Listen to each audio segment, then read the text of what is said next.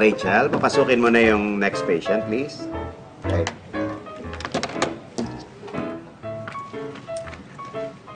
Hi! Welcome. Good afternoon. Good afternoon po, Doc. Mr. Batoktoy. Ako po. Kumusta, Mr. Batoktoy? Anong may paglilingkod ko sa inyo? Kailangan ko pong tulong niyo, Doc, eh. Anong klaseng tulong? May gumugulo po sa akin, Doc, eh. May gumugulo sa'yo? Opo. Sino gumugulo sa'yo?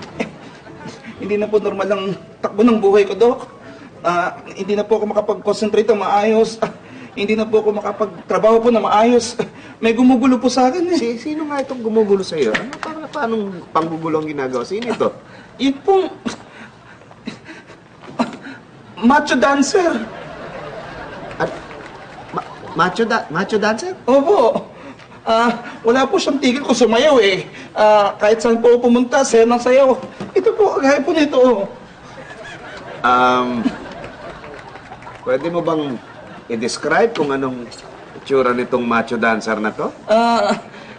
Dok, ito po, nakubad po. Maiksi ang short. Tapos, manipis po yung legs ko, eh. Tapos po, lagi po nakaboots. Puro abso, eh. Wala pong pinipiling lugar, eh. Minsan kasama ko po girlfriend ko, sayaw pa rin po ng sayaw. Minsan po sa simbahan, sa banyo, sa shopping mall. Nako, umaga, tanghali, gabi. Sayaw po ng sayaw. Okay. Okay, Mr. Batoktoy, alam mo, huwag ka mag-alala, no? Dahil lahat ng sinasabi mong yan, tungkol dun sa macho dancer, yan ay nasa isip mo lamang. Ito, nasa isip ko lamang po. Ano pong ibig niyong sabihin? Nasa isip mo lamang, para tong yung, para sa mga bata, yung meron silang mga imaginary friends. Yun din yun, ang tinatawag dyan ay parang imaginary na macho dancer.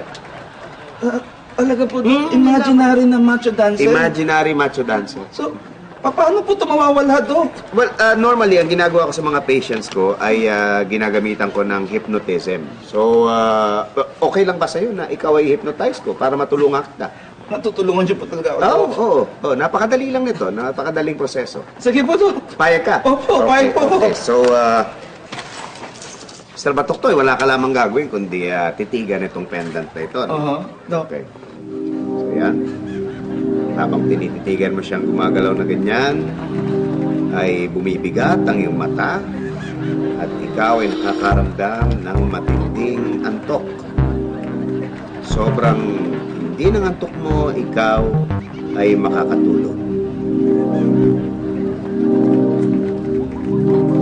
Habang ikaw ay natutulog, mahimbing na pagkakatulog, unti-unting mawawala ang iyong imaginary dancer mula sa iyong paningin.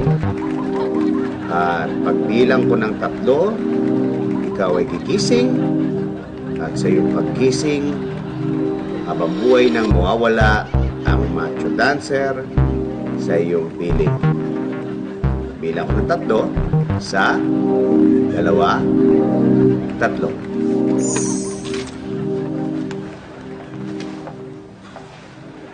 Dok! Tama nga ho kayo. Nawala po yung imaginary macho dancer. Wala na pong gumaganon. Diba? Sabi ko sa'yo.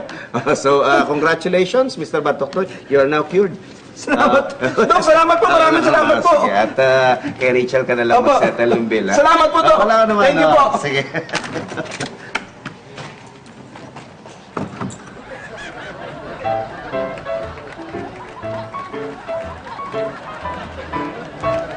Ikaw, sasakit ay nanap, sa kanya ka lang palang puntaan.